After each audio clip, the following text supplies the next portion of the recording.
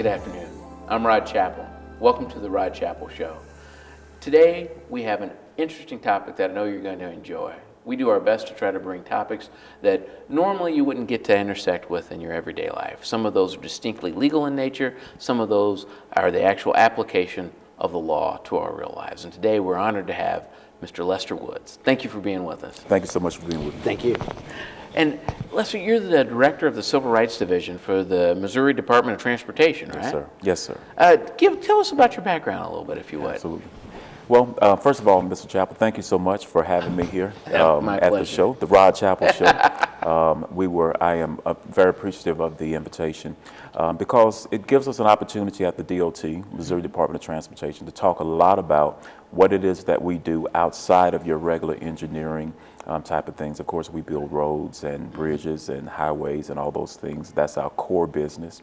At the same time, we are a part of creating opportunities for other individuals to work in those different types of programs. Okay. So what I do at the Department of Transportation in the External Civil Rights Division is help minorities and women do business in the highway construction industry, as well as help minorities and women obtain employment with our contractors and our consultants in the highway construction industry. Wow. Wow. Yeah. How long have you been doing it? I've been with the DOT now for coming up 14 years. Good grief. And I've been in this division for a little bit over 12 years. All right. Yeah. All right. All right. A lot of times I think people think of civil rights and they're thinking people fighting for the right to vote or for the ability to go someplace. Absolutely. But literally, this is the Missouri Department of Transportation ensuring that everybody's got an opportunity to participate. As a matter of fact, you mentioned federal. It is a federal program initiated actually by the Civil Rights Act of 1964. Is that right? Which is the reason why we have civil rights in our title and in our division's name. Wow. Because the Civil Rights Act of 1964 initiated Title VI. Title VI of the Civil Rights Act of 1964 ensures that organizations and agencies that receive federal funds should not discriminate against individuals in employment and in hiring. Wow. And in business contracting. Oh, sure, sure. And I can only imagine the volume of work that the Department of Transportation does. Yes. It's got to be huge. It's huge. You know, we've had, of course, like every agency across the country, challenges over the last several years. However, just recently, we're excited to know that the president just signed a new transportation bill. Oh, good. Good. And so that's going to afford us to continue to have the type of funding for projects that we've had in the not so far past. Man, so are we going to make 70 look like the LBJ? Well, I think we still got some work from that area, in that area rather, coming up in the future. But nevertheless, it will continue to allow, the greater the opportunities for building and contracting for our prime contractors is a greater opportunity for minorities and women for contracting and for employment in the industry. Oh, that's fantastic. So tell me how your program operates. Absolutely. So our division it's a small division, but it's a very essential division for the department, of course. We oversee not only the federal disadvantaged business enterprise program, the on-the-job training program. We ensure that with each of those programs, you establish goals, for lack of better words, business goals on projects. We establish training goals on projects. And then with each of those programs, you have to ensure compliance. So our division ensures compliance. We do compliance reviews. And then, of course, we oversee Title VI. Wow. Title VI for the department is the complaint process. Okay. So at any time, if anybody feels or has any acts of discrimination against them, we have an opportunity. We investigate those complaints that come into us, as well as ADA complaints, American Disability Act complaints. And that's as purely as it regards or relates to the external workforce or contractors to the department? Absolutely. Gotcha. Okay. Absolutely. Okay. So those are the type of things that we do, statewide for our division. Of course, my office is in Jefferson City. Okay. We have staff in St. Louis, Missouri, as well as in Kansas City, Missouri. So we cover the whole state, statewide. Good grief. Tons of projects, a lot of work. There's got to be great opportunities for people to get into the business. Well, and tell us, we may be able to put some of your information on the screen, but just in case that doesn't work, can you tell us how do people reach you? Yeah, absolutely. You can reach anyone in our office through our central office. Okay. So I'll give you our Jefferson City number. That'd be great. It is 573-526-2978. Okay. Again, 573-526-2978. Or either you can just email me Okay. at Lester, that is Lester, Woods, Woods. I'm sorry, that is Lester.Woods, Jr. at modot.mo.gov. Okay. One more time. Yeah, that is Lester, Lester. Woods, Woods, Jr. at modot.mo.gov. Right on. I tell you what, the state's got a particular way they want everything to be done. Yeah. You know what I mean? Absolutely. When I was working at the state, I'm a junior too, and so Yeah. I can relate. That's right. I can relate.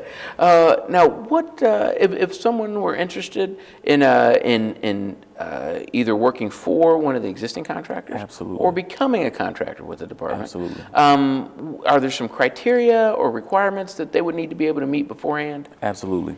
So let's talk about two different areas here. Let's talk about the business area, and then we'll talk about the workforce area. Okay. So with the programs that we oversee, again, that are federal programs, this is the Disadvantaged Business Enterprise Program, and that is considered the DBE program. Okay.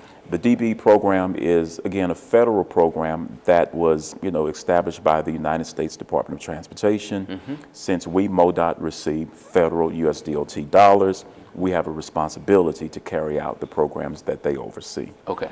So as a disadvantaged business enterprise program, an individual must be socially and economically disadvantaged. Okay. Socially must mean that they must fall into some of the protected categories, such as African American, Asian American, American Indian, Hispanic American, and or a woman. Okay. And those individuals who own at least 51% of their business, Okay. and they're under a personal net worth category of $1.32 million over a 3-year period, can apply for DBE certification.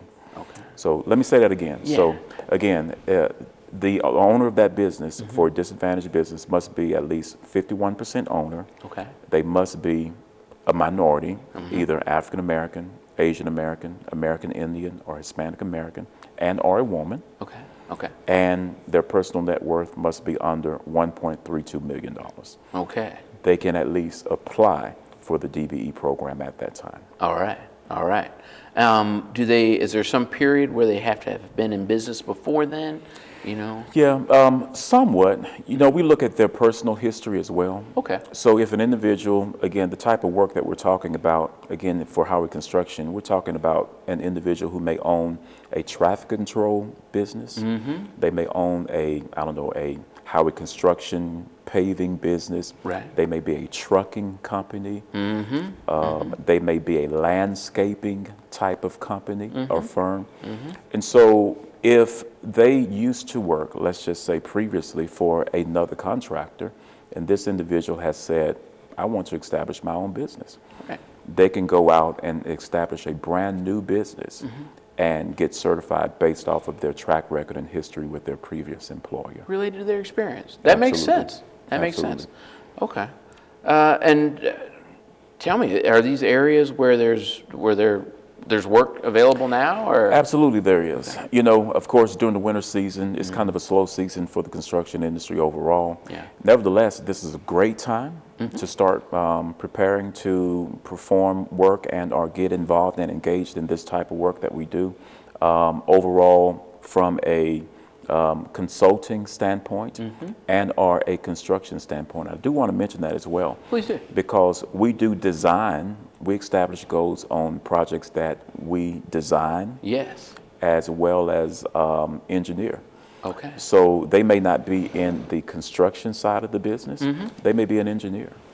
And so we do have programs established for consulting individuals as well. Would that include architects too? Well, it could, architects typically design buildings I see. and the like. Gotcha. So pretty much civil engineering or civil engineering designing Sure. type of firms are the ones that design our types of roads and bridges that we build. Not enough to look good, it probably shouldn't fall down. Right. There you go. I gotcha. Absolutely. All right. Hey, that's great. That is great. Is that a long process to go through to get The application process can take up to 90 days. Okay. And it really depends on how thorough the application is once it comes into our office. Okay. If you're in the St. Louis and or the Kansas City markets, it'll come into our Jefferson City office. We will place it into our system and then send it out to our employees in the Kansas City and St. Louis areas. I see. So that they can go and do an on-site. Right. They'll come and visit you, knock at your door. Again, the application process is pretty arduous. At the same time, it is pretty exhaustive. Yeah. Because it goes through every detail of an individual's education, experience, financial statements, tax records, as well as tax records for the business. Sure. So I can imagine if you've got a tax issue, a tax lien, that's probably not going to be a positive for the application process. It'll definitely be challenging. As a matter of fact, to work in the state overall, you'll have to have overcome some of those challenges. Right. So you may get through a certification, let's just say, but you'll still have to address your issues with the state. Sure. Right. And Before the state's going to hire you to work. And feds, absolutely. Man. Okay. And then, go ahead, please. Well, I think I may add, again, it is a goal established program. So let me just say this. An individual does not have to be certified in any of these programs at all to do business with the state. Oh. If you are a prime contractor and you do good work, we go by a monthly bid letting process. Okay. So if you can get on our registered contractors list, you can compete for those projects. We go in a low bid society. We're in a low bid system, for lack of better words. Right. Okay. So you can compete, become a prime contractor, and do work with us. However, if you are a subcontractor, it definitely helps you when we're establishing goals on projects. If you are certified, it really assists you in your competitive bid with the prime contractor to get work, because they're going to try to utilize a firm that is certified to help meet the goals that we establish on the projects. Wow. Wow.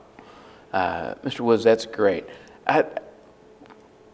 Do you have time for one more segment? Yes, I do. Okay, I'd love to talk with you about the workforce side. Yes. And I know there's a special program coming up. Absolutely. Okay, all right. We look forward to it. Thanks for joining us on the Rod Chappell Show. Today is just another example of how we learn how landmark legislation, the 1964 Civil Rights Act, can play a road, sorry for the pun, to get us where we as a society need to be, not only as individuals, but together. Thank you, and join us again for the next segment of Mr. Woods with the Missouri Department of Transportation.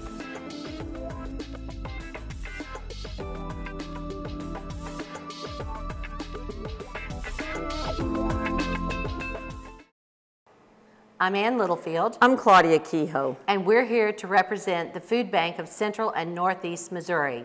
Over half of the Missouri students qualify for free or reduced lunches at school during the week. But on the weekends, many children go home to empty refrigerators. The food bank provides buddy packs, backpacks full of nutritious food, so over 6,600 hungry children have food on the weekends. But the need is much greater. Will you help? When you adopt a buddy, you reach out to a child in need. Your 50 cents a day will make a difference in a child's life.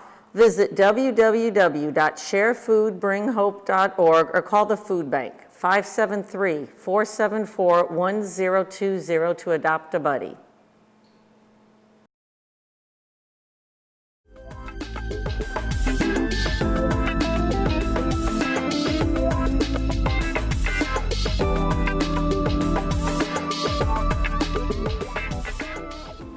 Thanks for joining us again on the Rod Chappell Show. We seek to take legal issues or issues that have some kind of legal basis and break them down into components that we can use every day. And we've got no better person to do that than Lester Woods. I almost called you Dr. Woods because it feels like we're going to school on some of the fundamental issues that allow people to participate in the workforce. Absolutely. And that's going to be one of the topics we're going to talk about in just a second. But people thinking about getting into the workforce, Yeah. or who know someone who might be interested in that, Absolutely. probably ought to be at the contractor compliance and DBE training program. Absolutely. What is it? When is it? Where? Tell us all about Absolutely. You know, I'm really excited about this, our DB training symposium. We hold this every year. Okay. We typically rotate it around the state to either St. Louis, Kansas City, and or Columbia. Okay. The last few times we've had it in Columbia.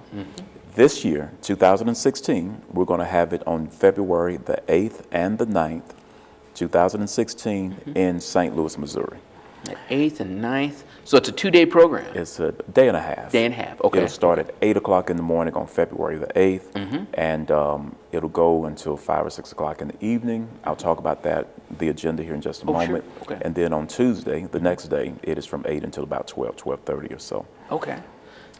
And it will be held at the University of Missouri in St. Louis, Missouri. Is that right? University of Missouri. That's great. In the Student Center, I think it's called the Millennium Center. So it is going to be, it's an awesome location. I'm excited about it because previously we've held these types of events at hotels, which are good. Right. You know, very comfortable and everything. But we chose the University of Missouri, St. Louis, and specifically this location because it puts us right in the heart of St. Louis. Right. And where there have been, you know, some issues there around the Ferguson area. Well, sure. So what we're really trying to do is reach out to people in the community and those communities to afford them an opportunity to think about career opportunities, to think about employment, to think about entrepreneurship. Right. And of course, it's at the University of Missouri, so education. Right, right. No, that makes perfect sense. That's forward thinking. Yeah. You know, too often we want to have a program and put it where it's inaccessible to the people that you would Yes. like to have at the program. Yeah. You know, let alone convenient. So I can't imagine any place better than UMSL. We're very excited about it. Yeah. And now, what are you going to do with the program? What's going to happen? So typically what we do at this program, at this event, again, we hold it every year. It is an educational opportunity to talk to aspiring construction individuals, whether civil engineers and or individuals who are interested in getting to the highway construction business, as well as minority and women-owned businesses and our prime contractors, educating them on how to do business with MoDOT overall, as well as our contractors. Gotcha. So it is about networking. It is about information sharing. Right. And surely it is about meeting and greeting and talking to people that may have an opportunity to do business with you in the future. Oh, that's phenomenal. Now, in our last segment, we had the good fortune to talk about the business side of your office and your operation related to disadvantaged business enterprises and how they may participate with the state. Do you have to be certified in order to go to the conference, or can? Great question. Absolutely not. Okay. As a matter of fact, one of the reasons why we hold the conference is to educate people on how to become certified. How about it? So we'll be talking about that DB application. Yep. We'll be talking about, just applying to some of our contractors as well, because our prime contractors will be there looking for good candidates to employ. Really? For lack of a better word. So it's an opportunity to network, not only just in the business side that we talked about earlier, but also in the workforce side. Gotcha. A couple of other things we're going to talk about here as well. We do what we call supportive services programs on both the business side as well as the workforce side. Okay. And these are grant monies that we receive, MoDOT. We compete for them nationally. These monies coming to our state through our department. And we hold training sessions for disadvantaged businesses across the state, as well as we employ agencies to train people to prepare them for the highway construction industry. Wow. So we will have people at this conference that perform those services for us, the DOT, and they'll be talking about how to be involved in both of those supportive services programs. And this is additional training outside of the conference that people can take advantage of and learn more not only about the industry or how to be more competitive, how to participate. Absolutely. Wow. Absolutely. And those are statewide, not even limited to St. Louis? They're statewide. They're in central Missouri as well as east and western part of the state. Oh, that's great. That is great. So if you were going to if you met somebody on the street, somebody who was looking for an opportunity, just a working person who maybe had been in some other line of work, would you suggest that they come? I really do. Again, because the depth and breadth of the conference will have individuals participating with us and teaching and training that are from different agencies as well. Oh, wow. As a matter of fact, the Office of Administration Right. will be there Excellent. and involved and presenting. Okay. We will have Lampert Airport Authority there. We will have Metro of St. Louis there. We will have the City of Kansas City there, all the way from Kansas City. Kansas City. They're coming to St. Louis to be a part of this conference to talk about their opportunities, as well as the City of Kansas City Area Transportation Authority. Wow. Ameren UE will be there. Really? The Metropolitan Sewer District will be there, Good grief. as well as the engineering department from the University of Missouri, St. Louis. We've got Dr. Terrence Freeman, who is the president of the NSBE, the National Society of Black Engineers. Yes. He will be our luncheon speaker on that very first day, Wow. as well as we've got Mr. Starsky Wilson, who Yes. served on the Governor's Commission, the Ferguson Commission, moving Ferguson forward. He's going to be there on that second day, I believe it is, talking about the types of things that the Ferguson Commission has come up with and the opportunities to help out in those situations. I've heard him speak at a Freedom Fund dinner, and he is Yeah, a great speaker. I'm sure. absolutely. Great Yeah. speaker. That's incredible. That's incredible. Well, now there's only one thing we haven't talked about. Okay. How much does it cost to get in?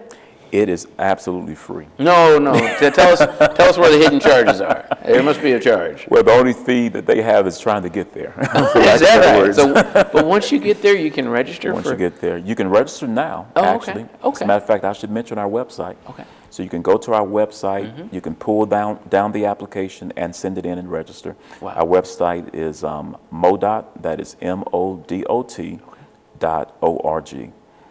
And go there, go into the business section, go to external civil rights or the Disadvantaged Business Enterprise Program, DBE, and you can locate these documents that has the detailed agenda as well as the registration form.